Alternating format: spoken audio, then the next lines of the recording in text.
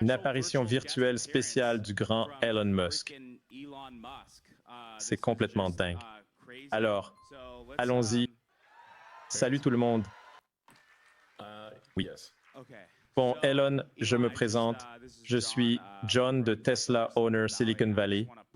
Je voulais personnellement vous remercier d'avoir pris sur votre temps précieux pour être ici à la prise de contrôle de X avec ce public au nom de Tesla Owner Silicon Valley. Merci d'être là. Je vous en prie. Bon, on va plonger directement dans le vif du sujet. Alors, pouvez-vous nous parler un peu de... Je pense qu'une chose évidente, c'est que dans 1 ou 2 semaines, le lancement de Starship 5 va avoir lieu. Qu'est-ce qui vous préoccupe le plus? Pour vous, à quoi ressemble le succès? Eh bien, ce n'est probablement pas une question de quand Starship sera prêt, c'est plutôt dans 2 ou 3 semaines, mais ça dépend ensuite de quand on obtiendra la licence de la FAA. Donc, je dirais que fin août est la date la plus proche possible. Ça pourrait aller jusqu'à début septembre. Ça dépend de la rapidité avec laquelle la FAA nous accordera notre licence. Et pour vous, à quoi ressemble le succès? Je sais qu'il y a cette idée d'utiliser littéralement les bras mécaniques pour attraper ça. Est-ce que c'est toujours l'objectif? C'est ça qui définirait le succès? Ou alors, c'est quoi le succès pour vous et SpaceX avec ce prochain vol de Starship? Eh bien, on aimerait attraper le booster avec les bras géants de Megasila, ce qui, avouons-le, semble un peu dingue, parce que c'est le plus grand objet volant jamais construit. Donc l'attraper avec, vous voyez, des bras robotiques géants, le cueillir en plein vol, c'est vraiment fou. Mais je pense que ça a de bonnes chances de marcher. Il faudra peut-être s'y reprendre à plusieurs fois avant que ça fonctionne vraiment bien. Mais on ne défie pas les lois de la physique.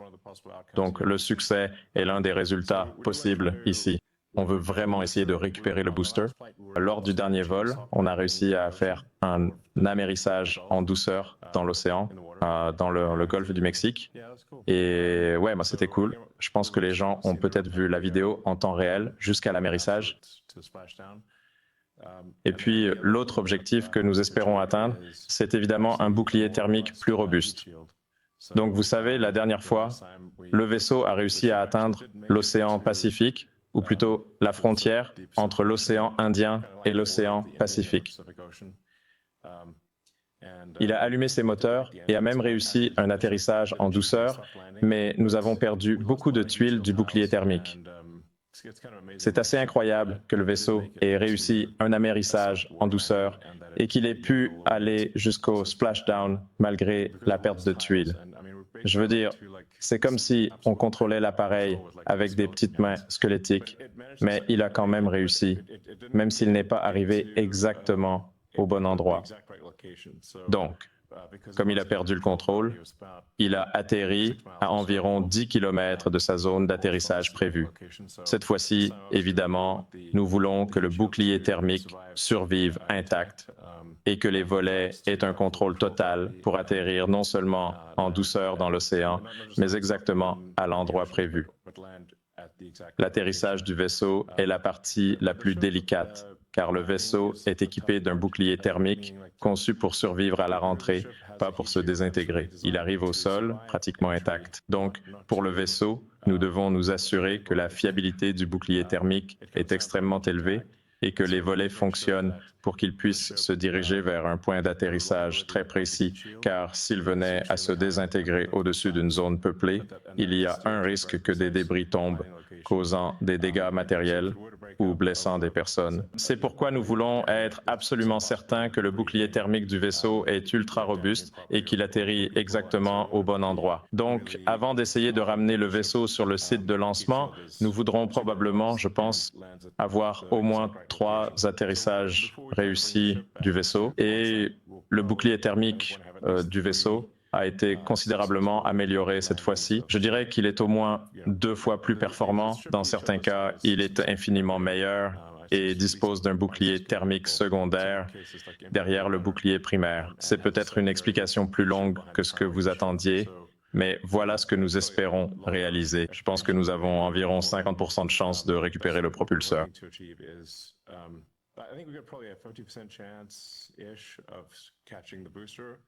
Et puis, probablement plus de 50%, peut-être 60 ou 70% de chances que le bouclier thermique du vaisseau reste intact lors de ce prochain vol, en supposant que rien d'autre ne se passe mal. Une chose que je voulais commenter, c'est en fait les rachats de X. En fait, vous passez par Starlink en ce moment, donc tout le travail que fait SpaceX se fait via Starlink. On va installer Starlink ici aussi. C'est un Starlink. Starlink qui connecte Starlink. Oui, je teste aussi le Starlink Mini. Je fais donc des allers-retours entre l'antenne principale sonique et la mini-antenne Starlink. Pour être clair, la mini-parabole Starlink n'est pas aussi performante que l'antenne normale car c'est une antenne plus petite. Elle n'a pas autant de surface d'antenne que l'antenne normale. Donc, soyons clairs, le Starlink Mini n'est pas exactement comme l'autre, il est juste plus petit. C'est comme si on sacrifiait un peu de surface d'antenne, mais en contrepartie, c'est extrêmement portable. C'est, je ne sais pas, peut-être un quart du poids du modèle standard. Mais vous n'obtiendrez qu'environ la moitié de la bande passante. Donc, en quelque sorte, son rapport puissance-poids est vraiment excellent. Et puis, vous pouvez simplement le mettre dans un sac à dos et l'emporter partout où vous voulez. Je pense que ce serait un excellent dispositif de secours pour les services d'urgence. En fait, beaucoup de premiers intervenants et de services d'urgence envisagent de l'utiliser simplement parce qu'il est si facile à installer sur un véhicule. D'ailleurs, je sais que des gens l'ont installé sur des Tesla, ce qui est plutôt cool. Nous avons ici des Cybertruck avec ces dispositifs littéralement installés dessus. Un grand bravo à Tesla, vous savez, et à certaines autres entreprises. Oui, mais je pense que le Starlink Mini, en particulier, est tellement portable et facile à installer n'importe où. C'est vraiment idéal pour les services d'urgence ou en cas d'incendie de forêt, d'inondation, de catastrophes naturelles qui détruisent, vous savez, quand vous perdez la fibre terrestre et que vous perdez la tour cellulaire, vous avez toujours accès à Internet avec le Sonic. Elon, on cherche à acheter un Starlink Mini. Donc, 2 pouces levés. Bonne critique. Comment vous le trouvez jusqu'à présent? C'est bien. Vous savez, c'est un nouveau produit. Donc, on est toujours en train de peaufiner des petits détails ici et là. Mais jusqu'ici, tout va bien. Ça a l'air prometteur. Je pense que ça va cartonner et en plus, ça coûte moins cher à fabriquer. Donc, ça veut dire que le coût du terminal pourrait finalement descendre à environ 200 $, ce qui le rend accessible à beaucoup, vous savez, dans de nombreuses régions du monde où le terminal plus cher est inabordable. Donc, ça devrait être abordable pour, vous savez, une grande partie du monde. Eh bien, j'ai hâte d'aller à South Padre Island pour des raisons égoïstes et d'avoir le Starlink Mini pour couvrir ça en direct. Mais ce qui est incroyable, c'est simplement l'accès que Starlink offre. Vous pouvez aller n'importe où dans le monde et avoir accès à l'information comme si le manque de connaissances n'était plus un problème, même dans les endroits les plus reculés. Donc, en rendant ça encore plus accessible avec Starlink Mini, revenons rapidement au Starship 5. Alors, le Starship 4 a eu lieu. J'y étais en direct à Boca Chica.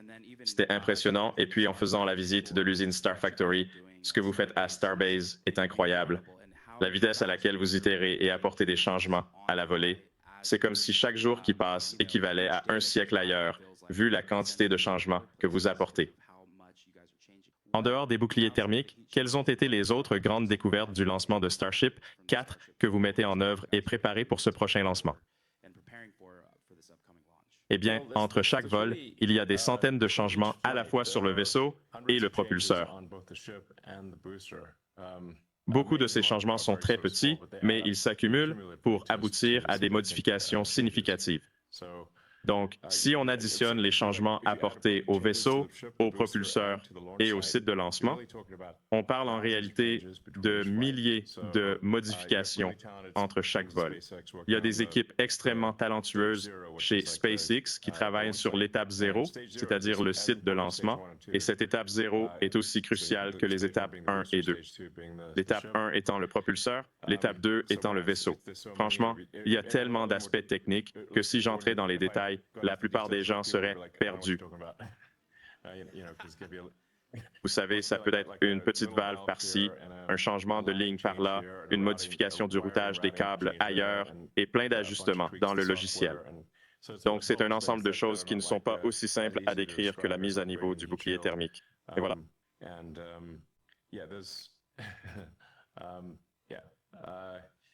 Ouais, il y a un changement bien plus important qui va arriver dans quelques vols.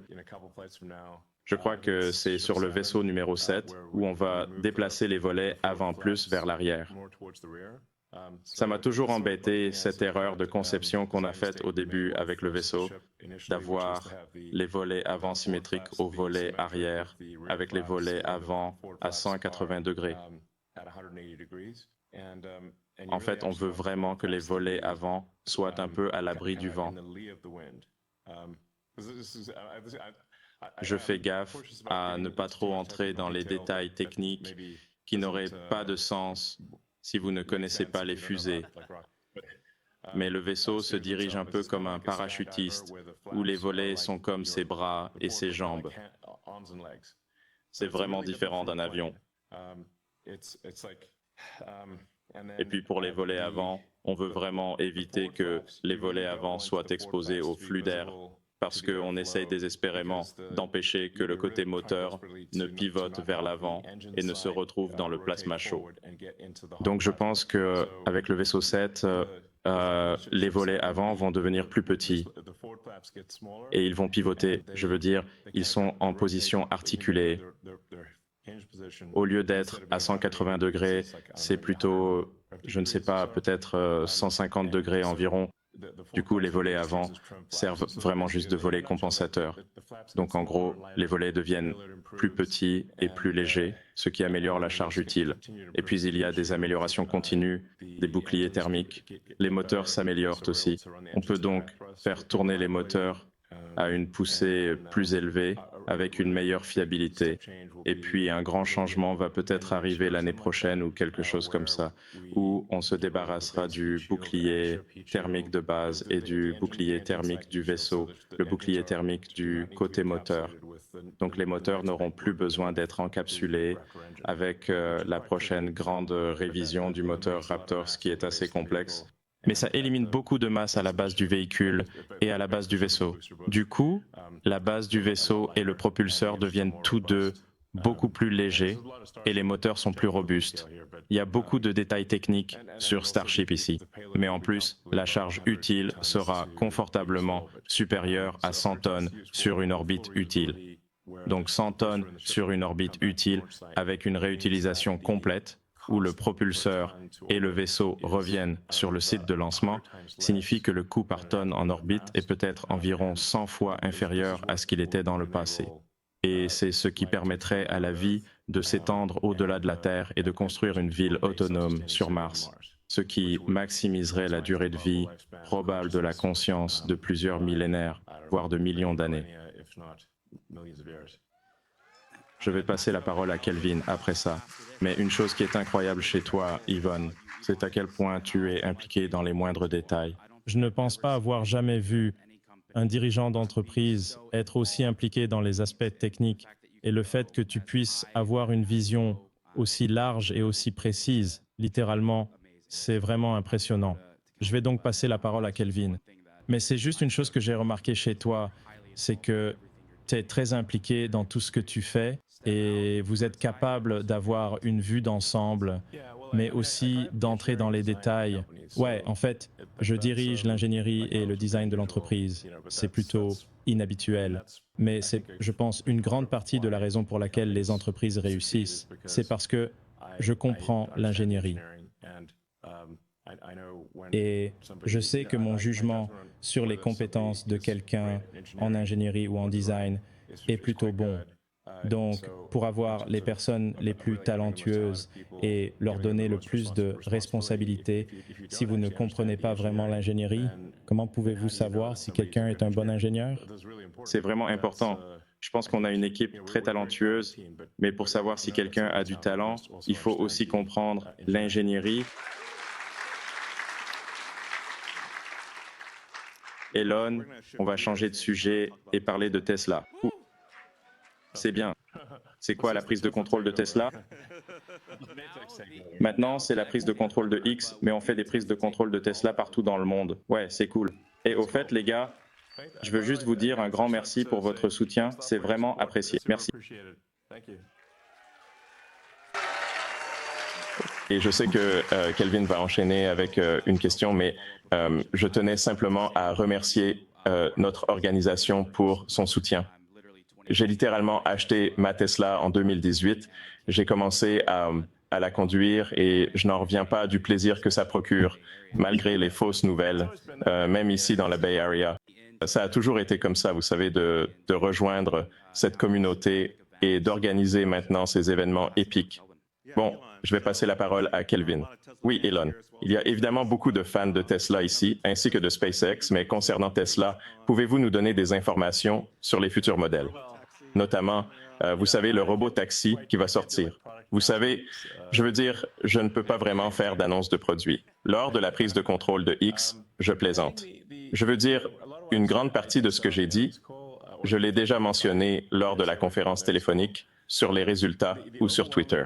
J'essaie de dire ce que je pense lors de ces conférences. La chose la plus importante est de parvenir à une conduite entièrement autonome, sans supervision. C'est vraiment quelque chose de profond. J'espère que beaucoup d'entre vous ont eu l'occasion d'essayer la version 12.5 ou au moins la 12.3.6. Donc, l'équipe d'IA de Tesla, c'est quelques centaines de personnes. Ce n'est pas une équipe énorme. C'est juste quelques centaines d'ingénieurs super talentueux. Mais je tiens à souligner que c'est évidemment bien plus que moi. C'est aussi plus qu'un simple spectacle. Et c'est difficile de reconnaître individuellement 200 personnes, mais je veux vraiment insister sur le fait qu'il y a en fait un peu plus de 200 personnes qui sont vraiment responsables de tout le côté logiciel de la conduite autonome. Et puis nous avons une excellente équipe de conception de puces, parce qu'il faut bien une puce, vous savez, une puce pour faire tourner tout ça. Donc la puce Tesla AI Hardware 3 et Hardware 4, et puis le futur Hardware 5, qui sera probablement en production de masse en 2026. Ouais, 2026. C'est vraiment une excellente équipe de conception de puces. Et puis, on a aussi une super équipe pour notre cluster d'entraînement. En fait, c'est vraiment compliqué de mettre en place et de gérer un grand cluster d'entraînement NVIDIA. Ça demande beaucoup de compétences et de boulot. Donc, vous savez, les équipes bossent non-stop sur la construction de l'extension sud de la Gigafactory à Austin. Et justement, je parlais à l'équipe hier soir, ils avancent bien sur l'installation des serveurs.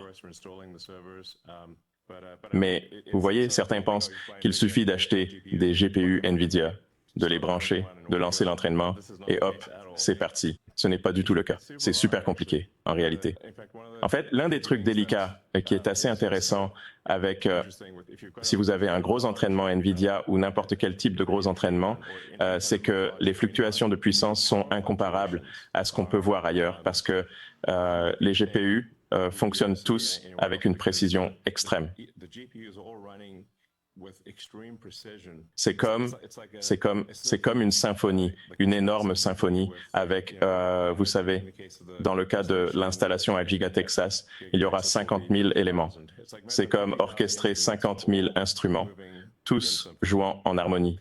Et ça, ce que ça provoque en réalité, c'est extrêmement compliqué, un vrai cauchemar électrique, parce que quand les GPU montent en puissance, la consommation augmente, et quand ils redescendent, elle diminue. Et ça peut se produire à des intervalles de 100 millisecondes. Donc c'est vraiment un défi sur le plan électrique. On dirait presque un spectacle son et lumière. C'est un peu comme un spectacle lumineux, en effet. C'est juste, on observe ces changements spectaculaires dans la consommation d'énergie. Et donc, quand vous avez 50 mégawatts qui peuvent passer de 50 à 20 mégawatts en 100 millisecondes, c'est vraiment hors du commun. Et puis, ça remonte à nouveau. Bref, c'est vraiment un sacré défi. Alors, félicitations à l'équipe Tesla pour la construction et la gestion du centre de formation. En fait, c'est comme un puzzle avec plusieurs pièces qui doivent être assemblées. Ensuite, on doit collecter énormément de données et les intégrer dans le système d'apprentissage. Mais au final, ça commence vraiment à devenir très prometteur, je pense, avec la version 12.5. Et comme je l'ai annoncé publiquement, nous avons multiplié le nombre de paramètres par 5. Maintenant, on ne peut pas simplement augmenter les paramètres comme ça. On ne se contente pas d'augmenter les paramètres à la légère. Ce n'est pas si simple que ça. À moins que ces paramètres ne soient utiles et appliqués correctement, ça n'a aucune importance. Il faut vraiment que les paramètres soient les bons. Chaque paramètre est comme un chiffre, mais ces chiffres doivent être corrects. Et on peut voir ce que l'IA essaie de faire comme une compression de la réalité. Donc elle essaie de dire, OK, on absorbe toutes ces vidéos, on tente de comprendre la réalité et de la compresser en quelques gigaoctets, vraiment. Bien que je pense que ça ne cesse d'augmenter, et ça finira probablement par atteindre 20 gigaoctets bientôt. Mais essayer de compresser la réalité en quelques gigaoctets, c'est plutôt difficile. Et comme l'ordinateur d'inférence dans la voiture est beaucoup moins puissant que, disons, un GPU dans un centre de serveur, il n'a que 15% à 20% de sa puissance.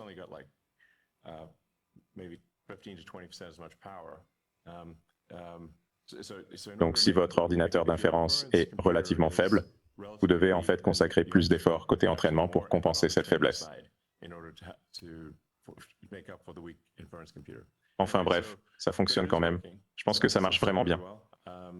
Et je pense qu'on va continuer à avoir des améliorations rapides chaque semaine qui passe.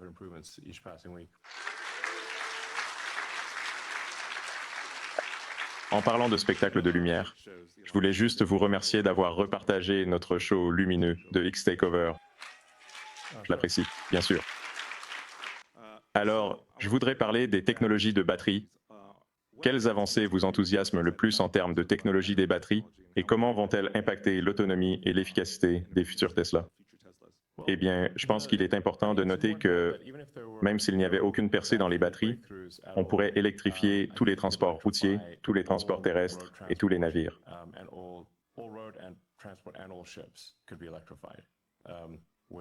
Même sans aucune amélioration de la technologie des batteries, c'est un point important à souligner. Certes, il y aura des améliorations dans la technologie des batteries, mais même s'il n'y en avait pas, on pourrait électrifier tous les transports terrestres et maritimes. Pour les avions, on a effectivement besoin d'une amélioration de la densité énergétique, tant gravimétrique que volumétrique. Donc, idéalement, on vise une densité énergétique d'environ 450 à 500 Wh par kilogramme, ce qui est réalisable. Je pense que certains s'en approchent, avec des cellules coûteuses qui atteignent ces niveaux. Mais en réalité, la plupart des efforts se concentrent sur la réduction du coût par kilowattheure. Donc, le coût de l'autonomie, comment peut-on améliorer le coût du pack de batterie pour rendre les voitures plus abordables?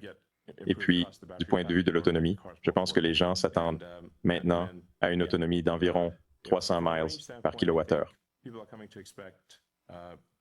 Je pense que c'est devenu la norme, peut-être même un peu plus de 300 miles. Et ça, c'est en supposant que vous ne grimpez pas une montagne par temps froid, car plus vous ajoutez de charge, plus l'autonomie diminue. D'un autre côté, si vous descendez une montagne, votre autonomie augmentera. Voilà. Donc oui, je pense qu'on est vraiment bien. Je pense que les gens commencent à considérer une autonomie EPA normale de plus de 480 km comme une sorte de standard. Et puis, il s'agit simplement de trouver comment produire suffisamment de batteries et d'augmenter l'échelle de production. Nous faisons de bons progrès avec la cellule conçue par Tesla, qui est une cellule de fabrication sur mesure, ce qui est un processus complexe. Je veux dire, il y a des entreprises entières qui ne font que ça. Mais le rythme des progrès est bon, et comme je l'ai dit, pas de percée majeure. Il y a beaucoup de travail à faire pour déterminer combien de gigawattheures de cellules doivent être produites chaque année pour vraiment faire passer le monde à une économie énergétique durable. En réalité, il s'agit de centaines de gigawattheures par an, voire peut-être de milliers, et une grande partie sera destinée au stockage stationnaire. Donc, vous savez,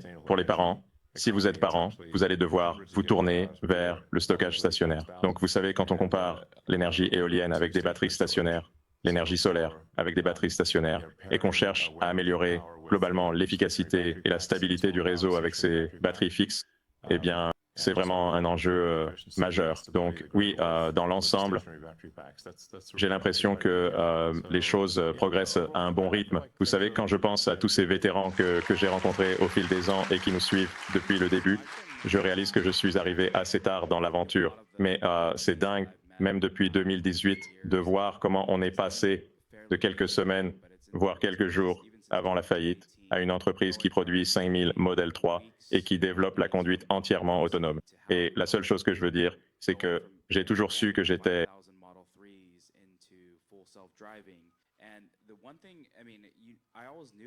Conduire un robot à la fin de la journée, c'est une chose, mais je n'aurais jamais imaginé, peut-être par manque de vision, qu'on créerait un jour des humanoïdes, chez Tesla en particulier. Et encore une fois, comment dire, vous savez, Tesla est aussi une entreprise de robotique et d'IA. Vous savez comment c'est d'être dans les usines. Vous avez fait des commentaires sur la façon dont ça se passe dans le monde. Alors, dites-moi, comment la robotique et les humanoïdes ont-ils impacté votre vision de l'évaluation et, plus largement, la vision de l'entreprise? D'accord. Eh bien, on peut considérer les voitures Tesla comme des robots à 4 roues, essentiellement. C'est vraiment quelque chose de profond. Je recommande de faire des démonstrations des capacités de conduite autonome aux gens, vous savez, à vos amis, votre famille, etc. Parce que si vous prenez une Model 3 ou une Model X, c'est une belle voiture, certes, mais elle n'a pas l'air d'avoir une super intelligence, vous voyez. Elle a l'air d'être une bonne voiture. On dirait une voiture électrique ordinaire, mais ce n'est pas le cas. J'utilise cette analogie.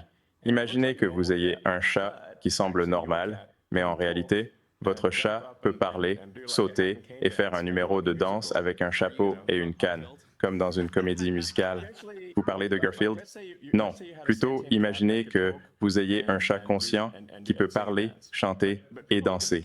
Mais quand les gens voient le chat sur le canapé, il a l'air d'un chat normal, jusqu'à ce qu'il se lève et fasse son numéro. Et là, c'est comme « wow, wow, wow, qu'est-ce que c'était ?»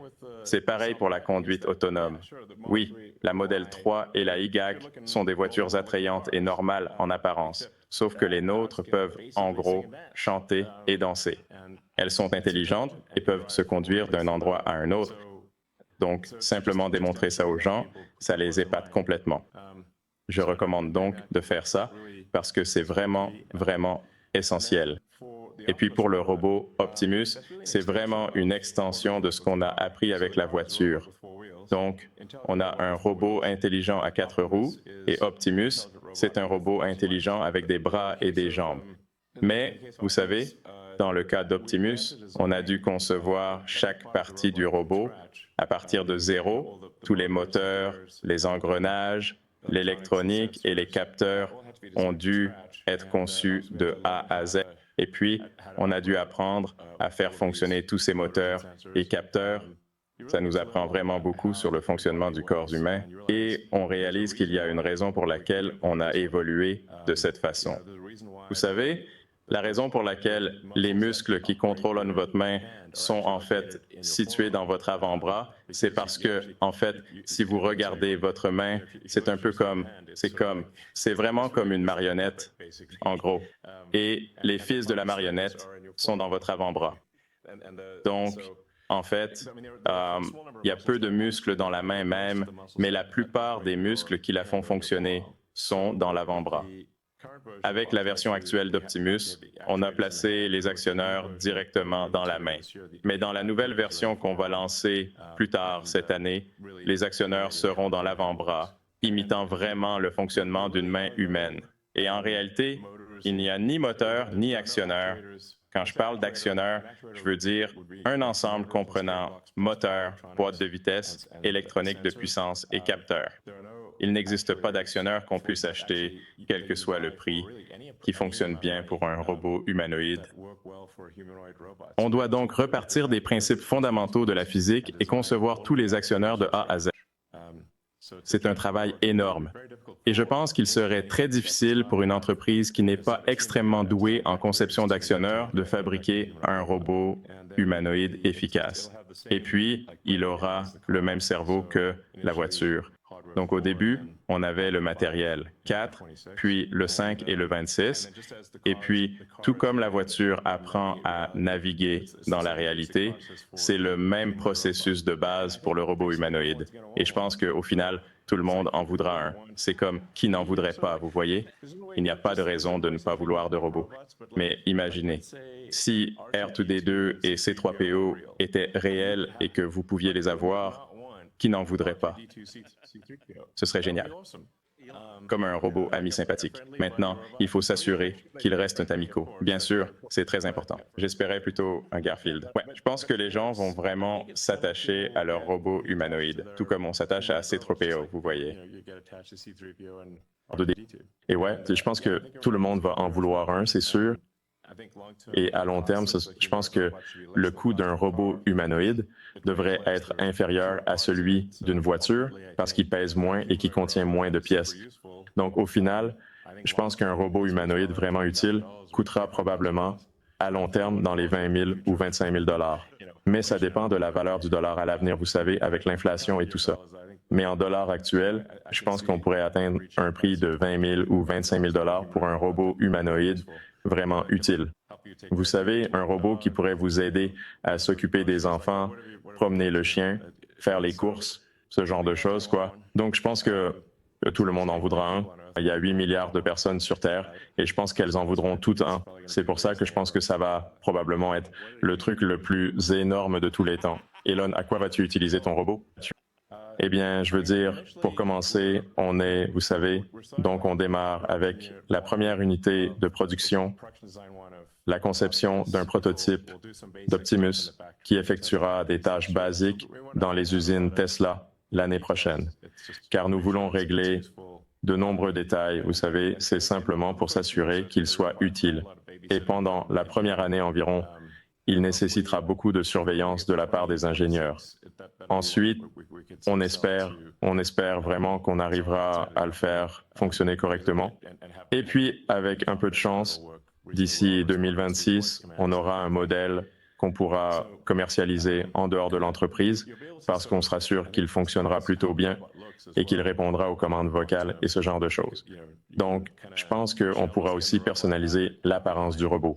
À long terme, vous savez, on pourra en quelque sorte habiller ou customiser le robot comme on veut. Donc, je pense qu'il y aura une grande variété, de grandes variations dans l'apparence des robots, comment ils ressemblent. Et vous savez, peut-être que des tiers pourraient faire des trucs cool, un peu comme il y a des wraps tiers vraiment cool pour le Cybertruck avec des designs super créatifs, je trouve.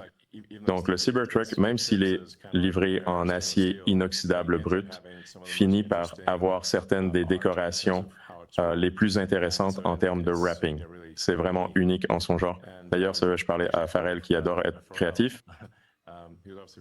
Et je crois qu'il a des idées pour créer une version Farrell d'Optimus, par exemple, ce qui serait génial d'avoir différents artistes qui proposent leur propre version d'Optimus. En parlant du Cybertruck, j'en ai un depuis mi-février. Et vous savez, je suis tellement habitué au FSD. Vous voulez vraiment ça?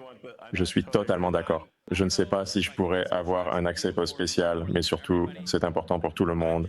Je dis juste que j'ai parcouru 16 000 km et ça me tue de conduire la technologie la plus avancée sans ça. Et j'ai l'impression que quand je conduis, c'est toujours le véhicule le plus incroyable que Tesla ait jamais fabriqué. Mais y a-t-il des nouvelles concernant le FSD pour le Cybertruck? Eh bien, je pense que ça devrait sortir en août. Donc, la version 12.5 est, en fait, c'est dans 2 semaines. Ouais, c'est prévu pour, disons, dans les 2 à 4 prochaines semaines. Ça devrait fonctionner. Je veux dire, je ne suis pas sûr de la date exacte parce que on doit encore le tester et s'assurer que tout marche bien. Donc, la 12.5, c'est là où beaucoup d'éléments se rejoignent, où on a l'autoroute. Vous voyez, on met à jour le système d'autoroute pour avoir la dernière version. Donc, on n'a plus l'ancien système d'autoroute et le nouveau système urbain séparé, vous comprenez. Avoir un système intégré et à la pointe de la technologie pour l'autoroute et la ville, c'est vraiment un grand pas en avant. Et vous savez, des petits trucs comme pouvoir porter des lunettes de soleil tout en conduisant sans les mains et puis le faire fonctionner sur le Cybertruck. Ouais, enfin, un pote à moi a conduit un Cybertruck sur la moitié du pays et il m'a dit que ça le rendait dingue de ne pas pouvoir activer le FSD parce que c'était... On a littéralement des gens qui ont fait le trajet depuis la Floride ou Toronto dans leur Cybertruck. Enfin, ils viennent de partout, aux États-Unis en fait. Et je crois que c'est vraiment le seul truc qui les embête. Ils se sentaient comme des paysans, quoi. Alors que c'est le meilleur produit que Tesla ait jamais sorti. Ouais, c'est top. C'est un super produit. Donc, ouais, ça devrait arriver très bientôt. Ouais. Elon, quels autres projets de voitures futures vous excitent le plus? C'est le Roadster? C'est le robot-taxi? Vous pouvez nous dire ce qui vous emballe le plus? Bah, je pense qu'en termes de ce qui va... Le plus grand impact dans le monde viendra du concept de robot-taxi, un taxi entièrement automatisé. Bien sûr, tous les véhicules Tesla peuvent et pourront fonctionner comme des robots-taxis. En fait, pratiquement tous. Donc, oui, je pense que le robot-taxi dédié aura l'effet le plus important au monde. Le camion semi-remorque, je pense, aura aussi un très, très grand impact. Le Roadster est l'une de ces choses qui n'est pas vraiment nécessaire d'un point de vue pratique, mais qui est juste super cool. Vous savez, un de mes amis, Peter Thiel, me disait « Pourquoi n'avons-nous pas de voiture volante ?» Je lui ai répondu « Patience, ça arrive. » Je pense que ce sera vraiment génial. Est-ce que ça va changer le monde? Je ne sais pas. Mais je pense que parfois, il faut juste avoir des choses cool, parce que c'est tout simplement génial d'avoir des trucs incroyables dans le monde. C'est un peu la cerise sur le gâteau. Et je pense que la démonstration du Roadster sera époustouflante. Ce sera peut-être la démonstration la plus impressionnante jamais réalisée. Ce sera peut-être la démonstration la plus hallucinante de tous les temps. Wow! Une petite question de suivi. Quand est-ce que ça va se produire? Je ne sais pas si vous pouvez en parler, mais ce n'est pas grave si vous devez passer sur celle-là. Je pense que ce sera l'année prochaine, à un moment donné. Et c'est, vous savez, un effort conjoint de Tesla et SpaceX. Donc, c'est comme appliquer, vous savez, combiner l'ingénierie des fusées avec l'ingénierie des véhicules électriques de Tesla, une technologie alien pour créer quelque chose de vraiment spécial. J'ai entendu dire qu'il pouvait voler un peu. Oui, ce sera quelque chose de spécial. Et oui, nous allons continuer à créer, vous savez, de nouveaux produits dont nous n'avons pas du tout parlé.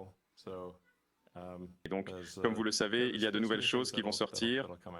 La chose vraiment révolutionnaire, c'est la conduite entièrement autonome non supervisée. C'est vraiment le truc énorme. Et puis Optimus, avoir un robot humanoïde, autonome et utile, c'est quelque chose d'encore plus grand que la conduite entièrement autonome. Mais ce sont les deux choses qui, à mon avis, seront considérées comme vraiment marquantes quand on regardera en arrière dans 20, 30 ou même 50 ans.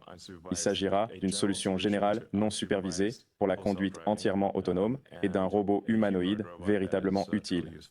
Même dans 100 ans, les gens diront « Waouh, c'était des avancées majeures ». Elon, avez-vous une date prévue pour l'annonce et le lancement du Cybertruck et du robot-taxi? À quoi pouvons-nous nous attendre? Eh bien, je ne peux pas tout dévoiler, vous savez. Il faut garder un peu de mystère, on ne veut pas gâcher la surprise avant le grand jour. Je pense que ce sera génial. Je pense vraiment que ce sera génial. Je pense que les gens seront très enthousiastes.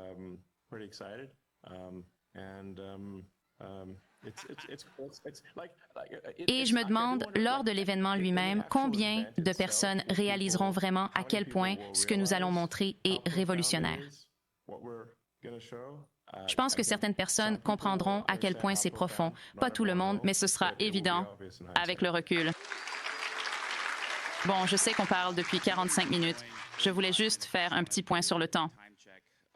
Est-ce que vous voulez qu'on continue encore un peu, vu qu'on est tellement en forme? Si j'ai encore 10 minutes, ça me va. Alors voilà, tout le monde. Merci Elon pour votre temps. Une chose que je voulais vous demander, c'est que, vous savez, on a évidemment le dernier véhicule, la Model 3 Performance, ou plutôt la Model 3 Highland, qui était sortie, soit le Cybertruck était sorti aussi. Quand vous pensez à l'avenir des transports, et c'est évidemment là que France entre en jeu avec le design, mais quand vous pensez à la conduite autonome sans supervision, comment ça change votre approche pour aborder ou construire l'avenir des transports? Et encore une fois, je sais que je n'ai pas besoin d'y inclure l'aspect design, mais quand vous pensez à ce qui vient ensuite, comment l'avenir des transports influence-t-il tout ça? Vous savez, si vous n'êtes pas au volant, vous êtes en fait assis dans une sorte de petit salon. Et puis, vous pouvez vous divertir, par exemple, en regardant des films, en jouant à des jeux vidéo ou en travaillant.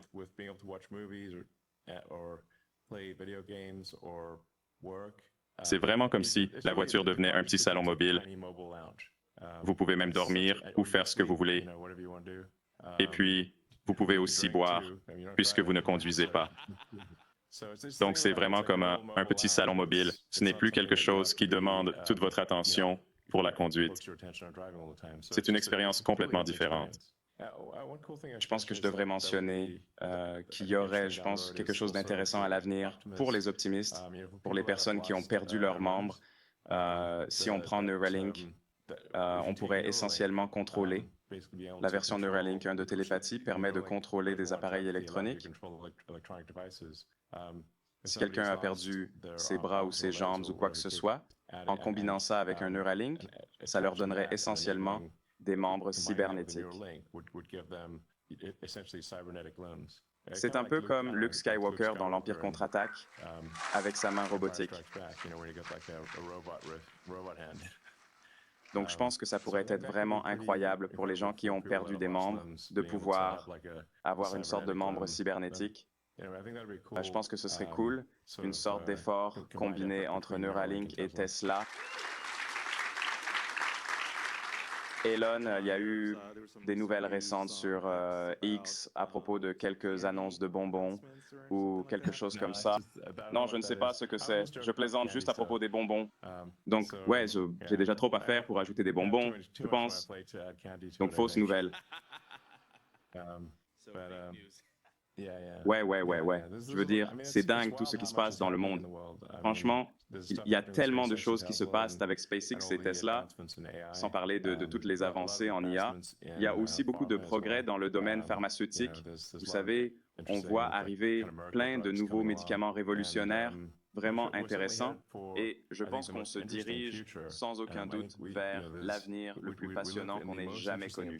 À mon avis, on vit à l'époque la plus fascinante de l'histoire. Parfois, c'est facile de se laisser abattre par un truc du quotidien, des histoires politiques ou je ne sais quoi, mais quand on prend du recul, on réalise qu'on vit vraiment à l'époque la plus intéressante de toute l'histoire. Et ça, c'est plutôt cool. Ouais, justement, c'est tellement facile de... Honnêtement, je ne sais pas comment vous faites pour gérer ça minute par minute, toutes ces mensonges et ces choses qu'on raconte, mais c'est super important de garder un état d'esprit positif, surtout quand ces attaques arrivent. Parce que si on se laisse déprimer par tout ce qui nous tombe dessus, c'est vraiment dur d'avancer. Il faut donc des gens comme vous qui participent activement à ce changement plutôt que de simplement l'observer depuis les coulisses. Et pour cela, je vous remercie. Je vais juste poser une dernière question, puis je passerai peut-être la parole à Kelvin pour une ultime question.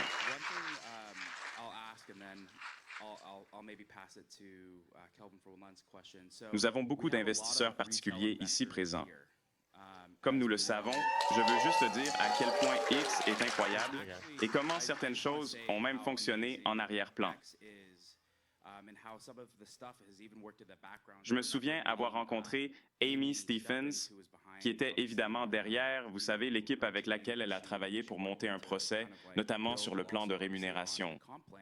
Je l'ai rencontrée sur un espace X, anciennement Twitter Spaces, et nous sommes entrés en contact.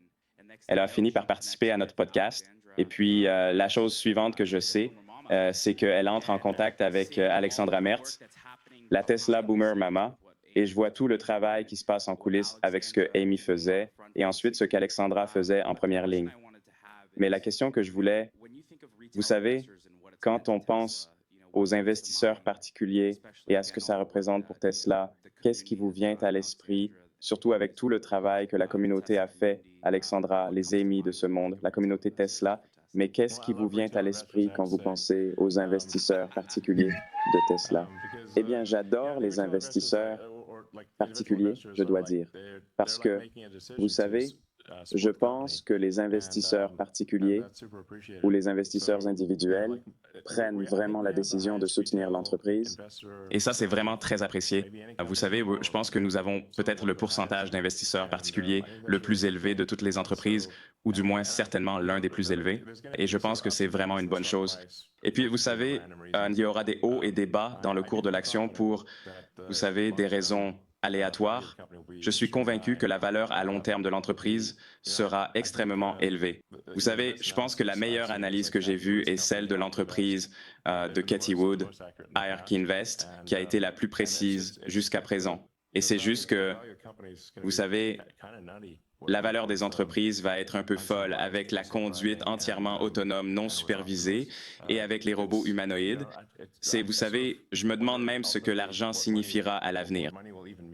Parce que si vous avez des robots qui, si le coût des biens et services est réduit à presque rien, je pense que nous allons, en supposant que c'est un avenir positif, ce qui sera probablement le cas, nous diriger vers une ère d'abondance. J'ai donc l'impression que Tesla est peut-être dans une phase similaire à celle de NVIDIA avant que l'action NVIDIA ne s'envole. Et je dois dire que NVIDIA mérite la valorisation qu'elle a obtenue. Jensen et son équipe ont fait un travail remarquable. Mais cela montre vraiment la valeur de toute entreprise forte en IA. Ça va être complètement fou. Et cela éclipsera la valeur des entreprises qui ne disposent pas d'une IA avancée. Ce sera vraiment profondément différent. Je veux dire, c'est un calcul simple de productivité pour les voitures. Une voiture particulière typique est utilisée environ 10 heures par semaine. C'est comme 1h30 par jour pendant 7 jours. Donc, c'est environ 10 heures. Mais si elle est autonome, elle pourrait être utilisée 100 heures par semaine. Je ne suis pas certain de l'utilisation moyenne, mais en mode autonome, ça pourrait être autour de 50 heures. Cela dit, elle pourrait facilement être utilisée 100 heures sur les 168 heures d'une semaine, ce qui représenterait une multiplication par 10 de la productivité de la voiture, mais pour le même coût. Donc, si on fait un calcul rapide, on passe de, disons, 20-25% de marge à 90% de marge. C'est complètement dingue. Et pour les voitures appartenant aux clients, on partagerait évidemment les revenus avec eux. Je pense que les propriétaires gagneraient bien plus que le coût de location ou de financement de la voiture quand elle est en mode autonome. Donc, ouais, si on réfléchit juste à l'efficacité d'utilisation des actifs, en passant de 10 heures par semaine pour une voiture à 50 ou 100 heures par semaine, et c'est la même voiture, c'est peut-être la plus grande explosion de valeur de tous les temps. J'ai une petite question supplémentaire. Mais encore une fois, dites-nous si on doit faire un point sur le temps. Mais vous parliez justement du contenu. Et une question que j'avais, c'était un peu dans la continuité de ce que vous mentionniez hors sujet. Mais le voyez-vous? Prévoyez-vous une augmentation des mécanismes pour déterminer l'authenticité du contenu et la validité de ce qui est dit? Je pense que c'est dans notre avenir, non? Je veux dire, la moitié du temps, j'allume YouTube et je vois une interview de vous où vous mentionnez soudainement Bitcoin. Où j'ai vu des interviews de nous où les gens nous envoient des messages à propos de notre interview de mai 2022. Et ils la diffusent en direct comme si c'était en train de se passer. Genre, wow, j'avais l'air différent il y a 2 ans, avec des cheveux plus longs. Mais c'est vous qui parlez et soudain, le bandeau Bitcoin défile en bas de l'écran. Qu'en pensez-vous? Ouais, je veux dire, je ne vais pas promouvoir la crypto. Donc, vous savez, tout au plus en plaisantant, mais si vous me voyez faire la promotion de la crypto, ce n'est pas moi. Vous savez, je pense qu'il y a un certain mérite dans le Bitcoin et peut-être dans certaines cryptos. Et j'ai un petit faible pour le Dogecoin parce que j'aime simplement les chiens et les mèmes. Mais bon, je ne sais pas trop. Sur la plateforme X, les choses sont rapidement signalées par la communauté, ou dans les commentaires, les gens disent « Hey, ce n'est pas vrai ». Vous savez, je pense qu'on peut travailler pour faire remonter les notes de la communauté plus rapidement. Et aussi, si des vidéos similaires apparaissent, faire en sorte que la note de la communauté soit ajoutée à toute vidéo du même genre. Donc, je pense qu'il faut toujours être prudent. Si vous voyez une pub pour des cryptos, je vous conseille de bien vérifier si c'est réel. Bien, Elon, on va terminer par une dernière question. Qu'est-ce qui vous enthousiasme le plus concernant Tesla et SpaceX? Eh bien, je pense que je l'ai déjà expliqué. Mais l'essentiel pour SpaceX, c'est de parvenir à une réutilisation complète et rapide de la fusée Starship. C'est vraiment le saint Graal de la technologie spatiale. Personne n'a jamais fabriqué une fusée orbitale entièrement réutilisable. Donc Starship est le premier modèle capable de le faire. C'est quelque chose de vraiment révolutionnaire. Parce qu'une fusée entièrement et rapidement réutilisable, c'est ce qui fait la différence entre une humanité limitée à une seule planète et une civilisation multiplanétaire.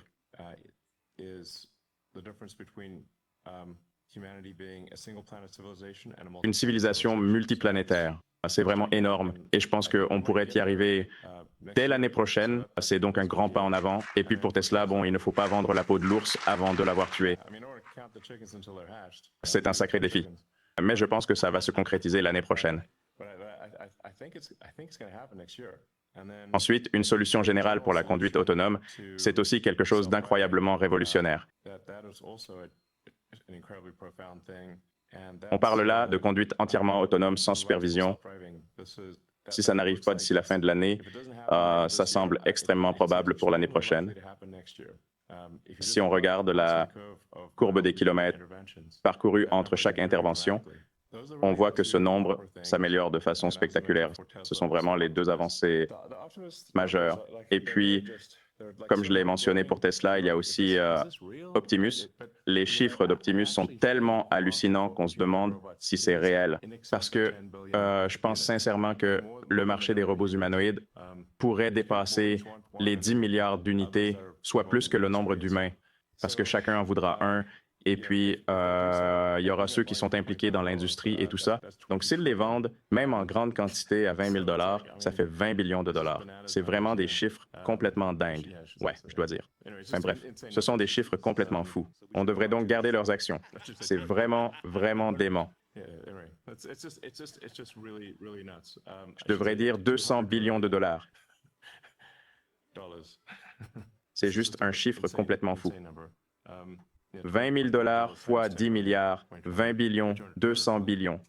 Mais ce sont vraiment des chiffres hallucinants. C'est pourquoi je me demande, qu'est-ce que l'argent signifie même à ce stade? Donc, ces choses, elles sont tellement profondes qu'elles seront reconnues en supposant qu'on les réalise. Il faut vraiment qu'on les fasse. Elles seront reconnues dans 100 ans, peut-être dans 1000 ans, comme des étapes fondamentales de la civilisation. C'est le niveau d'importance dont on parle ici. Donc, ça devrait être conservé pendant quelques années. Et merci pour votre soutien, les gars. Vraiment très apprécié. Si on peut, on aimerait bien avoir un slash virtuel ou en personne. Oh, eh bien, je crois que vous avez littéralement droit à une ovation debout en ce moment. Ouais, c'est dingue.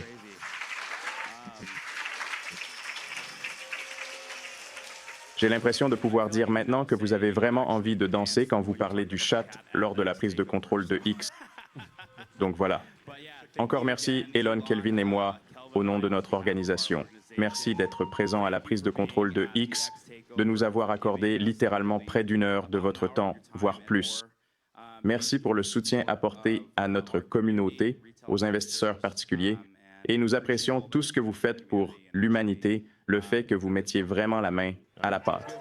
D'accord, parfait. Merci les gars. Au revoir. Merci Elon.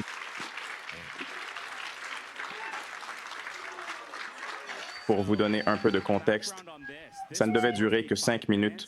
Quand il m'a répondu en MP, il disait peut-être 5 minutes, et puis c'est passé de 15 à 30 minutes. Et avant qu'on s'en rende compte, on en était à 1 heure. Ouais. Alors merci à vous tous d'être venus et d'avoir participé à cet événement.